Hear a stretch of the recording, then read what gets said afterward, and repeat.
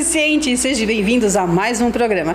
E você já sabe, quer mandar aquela sugestão de pauta? É só entrar em contato pelo nosso Instagram, @vivereficiente, e vai ser um prazer interagir com vocês. E hoje aqui no nosso estúdio, a gente sempre gosta de falar de qualidade de vida e esporte. E nada melhor do que trazer um para-atleta. E nós estamos com o Washington Pereira da Silva. Tudo bom, Washington? Tudo bem? Graças a Deus, tudo perfeito. Maravilha. Washington, você é amputado de membro inferior, certo? Isso. Direito ou esquerdo? Esquerdo. Como que aconteceu a sua amputação? Eu, numa noite, estava saindo do trabalho e aí estava brincando na rua, meus primos. Aí um dia o meu primo chamou pra gente ir na escola. Certo. Aí pegamos a bicicleta e nessa escola estava acontecendo uma festinha de escola, coisa de adolescente. Na época eu estava com 20 anos, meu primo tinha 13 anos. Aí pegamos a bicicleta e era no bairro seguinte, a gente morava em Bertioga, a cidade... Litoral praia.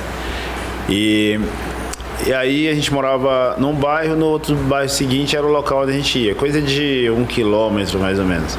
Aí pegamos a bicicleta e à noite fomos até essa escola e chegamos lá, a gente nem parou no local, a gente só deu uma volta, viu o que estava acontecendo, tá, mas não quis parar, voltamos. Aí quando a gente estava voltando para casa, por volta de 9h30, 10 horas da noite, eu estava carregando meu primo na bicicleta, né, no quadro, e aí de repente, do nada, a gente estava até distraído, de repente, bum, apagou, não vi mais nada.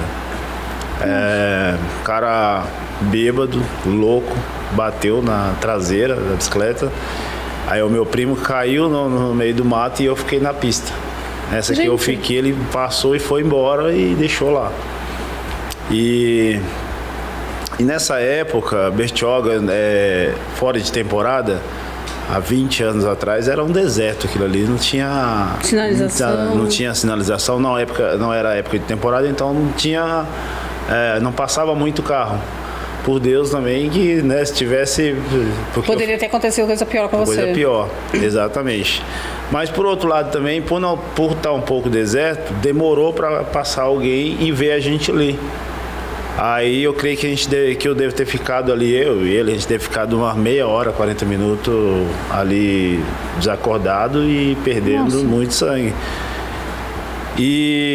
Mas assim, por Deus também, o meu primo, chegou uma hora que ele estava gritando por socorro e estava passando alguém e ouviu o barulho. E socorreu vocês? Socorreu a gente. E aí nesse acidente foi amputação na hora mesmo, arrancou ali na hora o pedaço da perna. Nossa, então foi a decepação. Ali você já teve o membro... Deceptado ali na hora do acidente, não tinha nem como recuperar, né?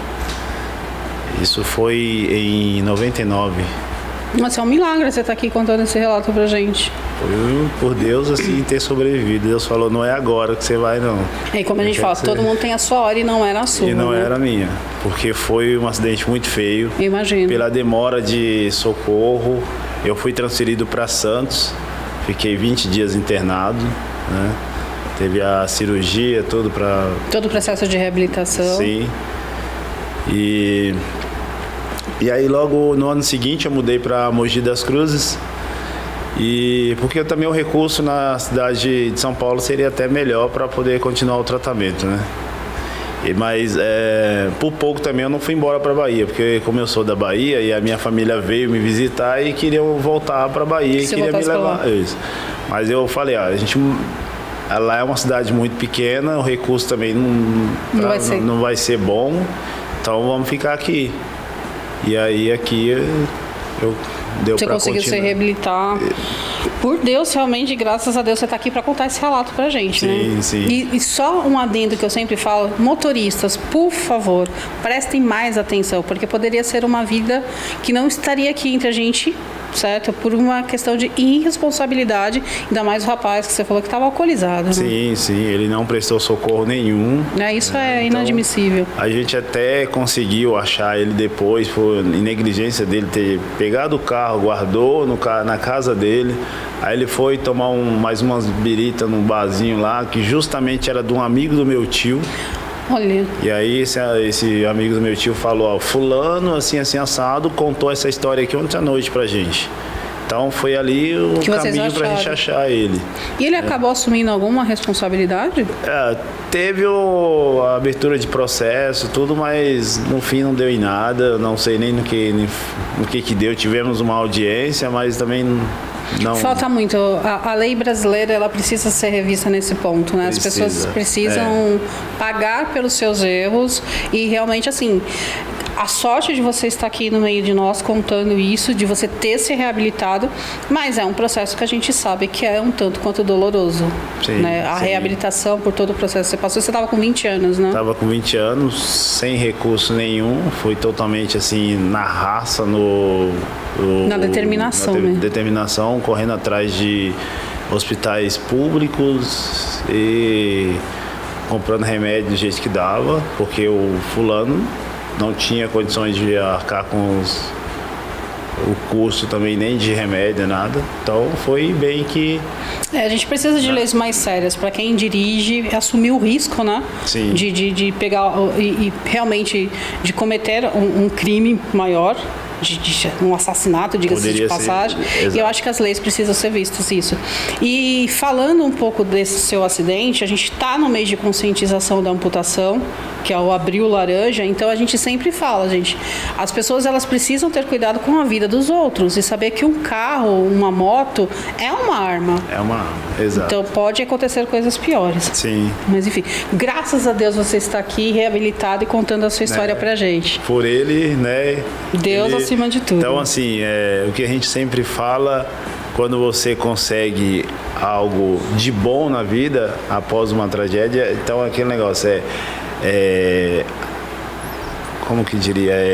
Fazer do limão o mal que vem para bem, né? Digamos, algo que aconteceu, mas hoje eu dei a volta por cima, então foi... É aquela coisa, não que você procurasse pelo acidente, não que você merecesse passar por esse acidente, mas como o próprio nome já diz, por uma responsabilidade de terceiros você pagou, com a amputação da sua perna, poderia ter sido pior, mas graças a Deus você conseguiu, realmente não deixou que isso fosse um ponto final na sua vida. Sim. Não se deixou abater pela tristeza, pelo luto, da perda de um membro e tudo mais. E o esporte fez parte do processo de reabilitação ou ele já fazia antes do seu acidente? Ele fez 100%. 100%. Então, só depois do acidente que você começou a se dedicar ao esporte? Porque antes de eu perder a perna, eu jogava bola, assim como todo garoto, né? Jogava bola, jogava... Por hobby, distração. Campeonato de vaza, essas coisas, eu gostava de jogar uma bola. Mas aí, após o acidente, 2 anos depois de reabilitação, eu conheci uma entidade de Mogi das Cruzes que tinha o esporte adaptado. Foi onde eu conheci o atletismo e aí foi onde tudo mudou na minha vida. O atletismo você fez o dardo e o peso? O dardo, disco e peso. Certo. Fazia essas 3 provas. São essas modalidades foi na qual eu tive bastante conquistas e também o que mudou muito a minha vida foi isso, foi poder participar de outras modalidades onde eu conheci outras pessoas com outras deficiências, com mais dificuldade, e aí aquilo que você vê que você tem uma limitação, mas há pessoas que existem com mais limitações que você, mas que consegue dar a volta por cima. Então, aquilo fez com que eu criasse mais força ainda para poder continuar. Perfeito. E aí eu fui treinando, participando de campeonato, primeiro campeonato, segundo campeonato eu já fui para o Campeonato Brasileiro de Atletismo. Olha, que fantástico. E aí foram 20 anos, até hoje eu pratico, só diminuiu um pouco algumas competições de atletismo, mas eu tenho medalhas de campeão brasileiro, campeão sul-americano, campeão recordista brasileiro no disco também. Representou o Brasil. Sim. E universitário, né, que também por ter a deficiência, mas como está estudando, fazendo uma graduação, aí também tem as modalidades universitárias. E nesse campeonato universitário foi onde eu fui campeão brasileiro, campeão sul-americano, e no ano seguinte eu fui campeão brasileiro e recordista brasileiro no disco. Perfeito. Você sabe quantas medalhas de ouro, prata, bronze você tem? Porque você tem uma coleção de medalhas. Tem. Nas suas redes sociais, eu falei assim, comecei e parei na 12ª, falei, não conto mais não. Não conto mais, porque eu acho que quase 1000 medalhas, eu creio, mais ou menos. Apenas? Em mais ou menos. Só isso? Mais ou menos 22 anos de esporte. Mas aí inclui atletismo, natação. A natação também eu pratiquei. Você fez natação? Fiz natação. Durante quanto tempo? Durante 10 anos, mais ou menos. Comecei já um pouquinho mais velho também, porque o esporte adaptado, ele dá oportunidade, não é para quem começa de pequeno. Então, você não sabe quando você vai sofrer uma lesão. Então, né, eu estava já mais velho, com 24 anos, eu já sabia nadar, mas eu só tive que aprender os estilos, né? Exato. Tem toda competição, tem aquela coisa, nado crawl, nado borboleta, peito, costas, sim. Aí tem todas essas classificações Aí necessárias. eu aprendi tudo isso e competi durante 10 anos também, já participei de Campeonato Brasileiro de Natação. Fantástico. E piscinas, né, curtas, piscinas olímpicas, travessia em mar aberto, travessias em represas. Então tem medalhas também de natação, tem medalha de corrida de rua, tem participações na São Silvestre, tem participações em corridas de meia maratona, 5 km, 10 km. Esse ano eu faço 10 anos de corrida. Parabéns! 2023 prometendo. E as corridas, elas não só corrida urbana. Corrida rústica, trilhas, o que mandar a gente tá fazendo, a gente encara. O processo, o esporte, ele faz parte do processo de reabilitação, e não só para a reabilitação, aquela coisa de você estar de volta, mas também ele serve como uma profissão. Sim. Ele é uma profissão que... É uma profissão. O que você acha que no Brasil, eu sempre pergunto isso para todos os atletas que vêm aqui, o que falta para o Brasil reconhecer os nossos para-atletas? Eu acho que assim falta mais tanto do poder público quanto das empresas privadas olharem mais esses talentos, mais essas pessoas, porque a gente tem todo o processo de treinamento, assim como todos os outros atletas, toda a dedicação, são dias, horas ali de treinamento. De treino, dedicação. Vocês mudam totalmente. A alimentação, você tem que ter regrada, atividade física, tudo isso faz parte do processo do atleta. Faz parte do processo, e tudo isso tem um custo, porque a gente precisa também de um professor, a gente precisa ter de um espaço para treinar. Adequado para fazer Exatamente.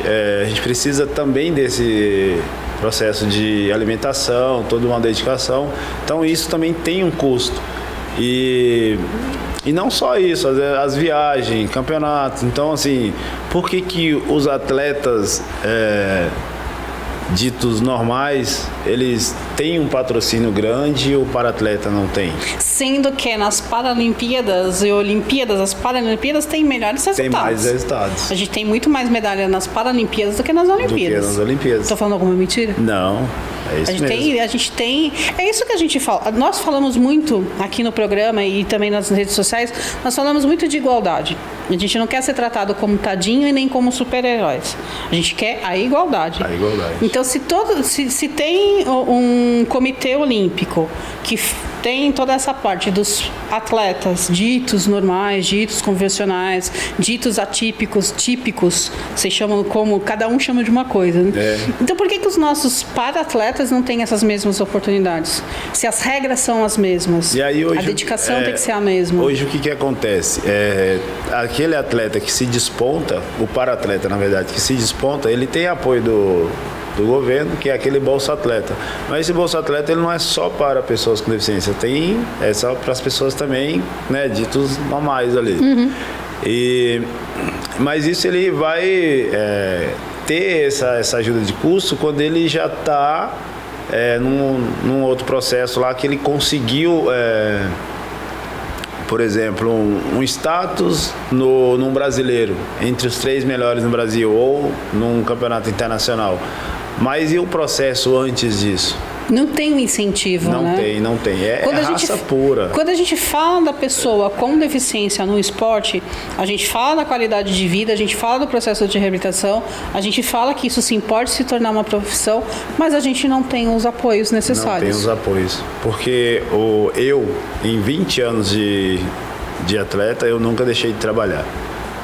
Nunca deixei de trabalhar porque nunca tive apoio, né?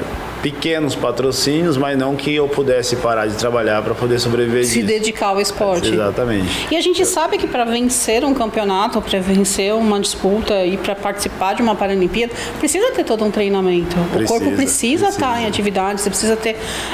a atividade física se faz necessária. Quando eu nadava, foi a única modalidade que eu tive o maior tempo de treino.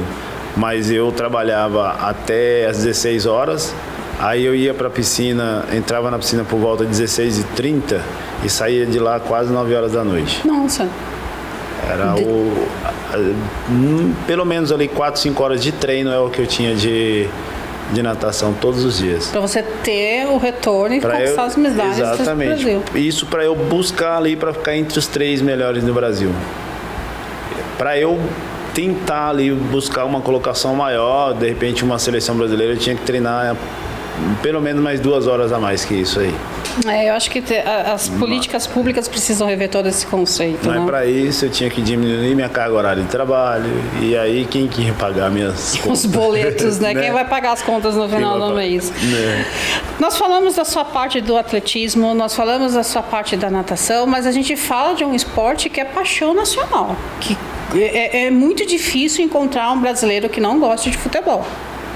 É raro. Sim. É raríssimo isso. E quando a gente fala justamente do futebol também, a gente tem vendo algumas imagens suas passando aqui no nosso tela, por que o futebol de amputados não tem a mesma proporção que tem o futebol convencional?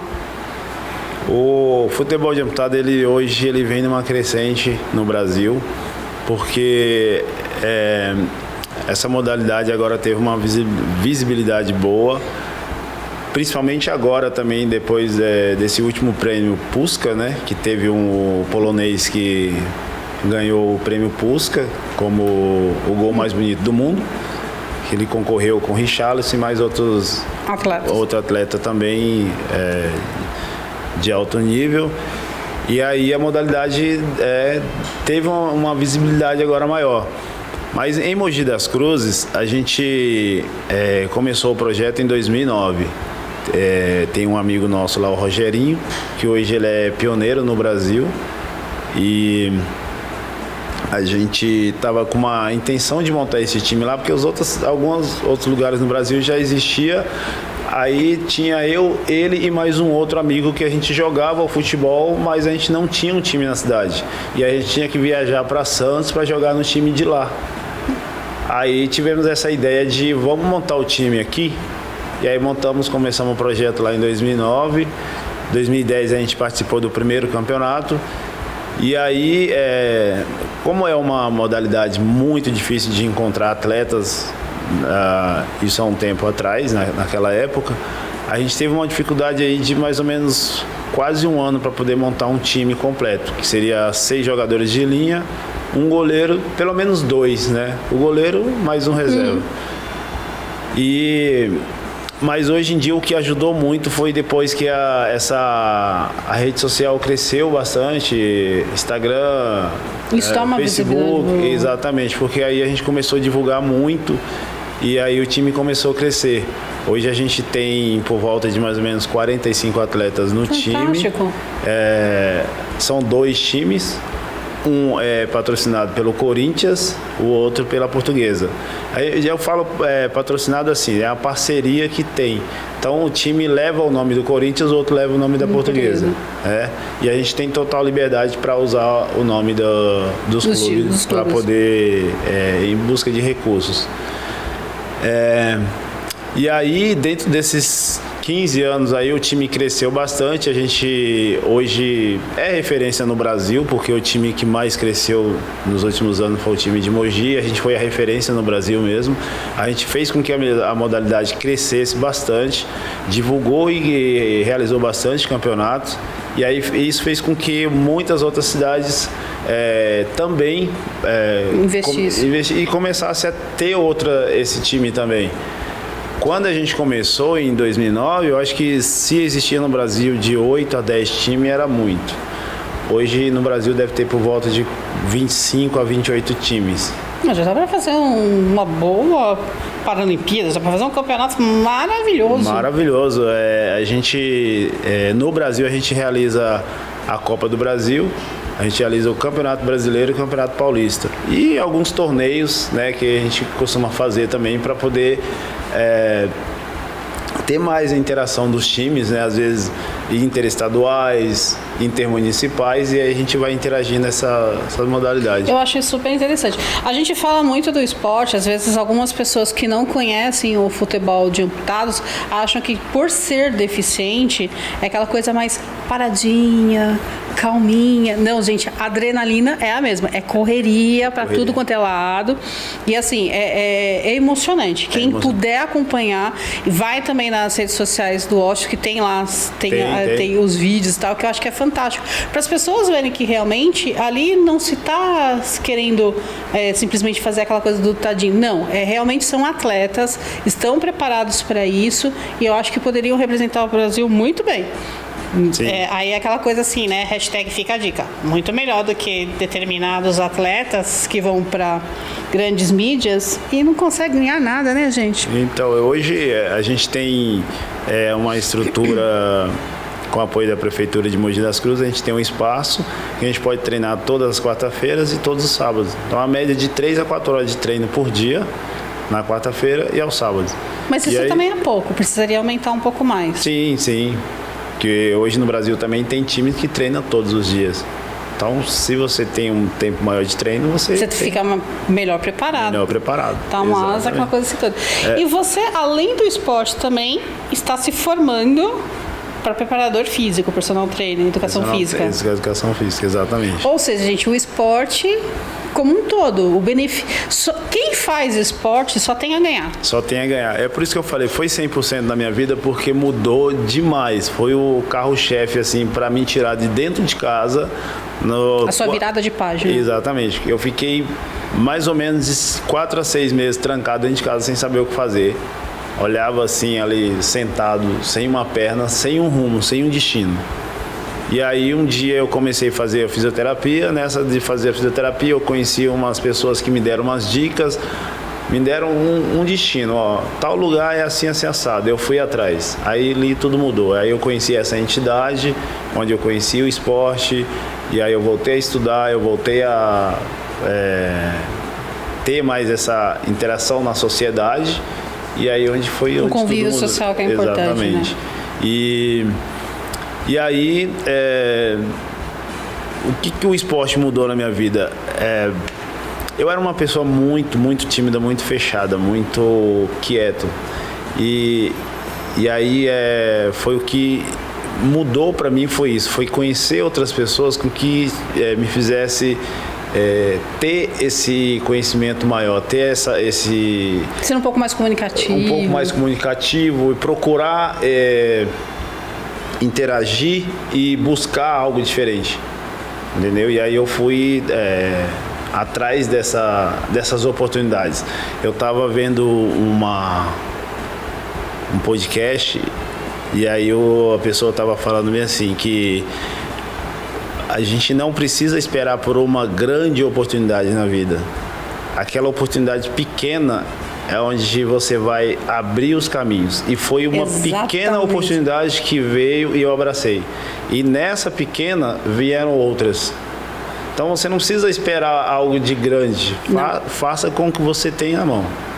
Eu acho que as conquistas diárias nos tornam vitoriosos. Acho que são essas pequenas conquistas que vão trazendo as nossas vitórias. Sim. E eu acho que são as oportunidades. E tem uma coisa que a gente fala sempre aqui no programa, que são coisas que a gente nunca pode perder. As oportunidades. As oportunidades. Porque elas nunca voltam. Às vezes você pode olhar para ela e falar, mas só isso aqui. Mas às vezes é aquilo ali que vai fazer a diferença grande lá na frente. Né? Isso é fantástico. Então, e aí foi isso, e eu comecei a praticar o esporte colocou de volta na sociedade, o esporte me deu a oportunidade de voltar a estudar, o esporte me deu uma faculdade, na qual hoje eu trabalho também nessa faculdade, e aí eu tive essa bolsa, e aí eu pensei, o esporte age 100% na minha vida, por que não estudar educação física? E trazer isso também para sua... Sim, e poder ajudar também depois outras pessoas. Né? Apresentadoras sedentárias. Também, estamos juntos, procurando a gente... né?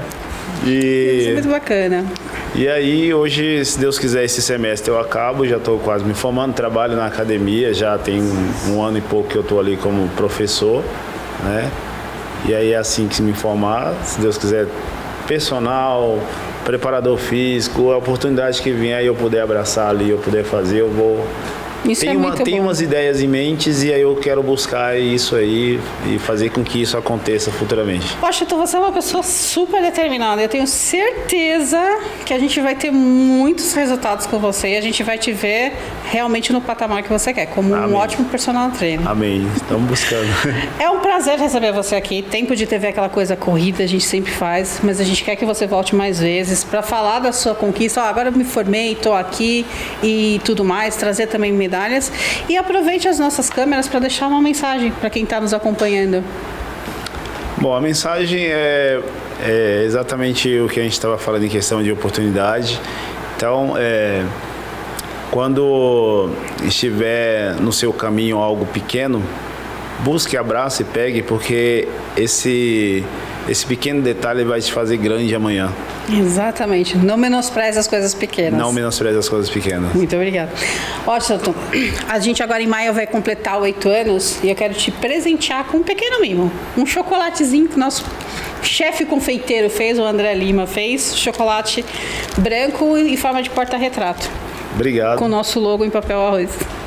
Obrigado. Imagina. Pelo presente. Volte mais vezes. E vou tomar água. Uma aguinha assim, hidratar, né, gente? Atividade física sempre precisa de uma hidratação. Exatamente. E toma água porque, né, água é vida e é muito bom. Isso aí.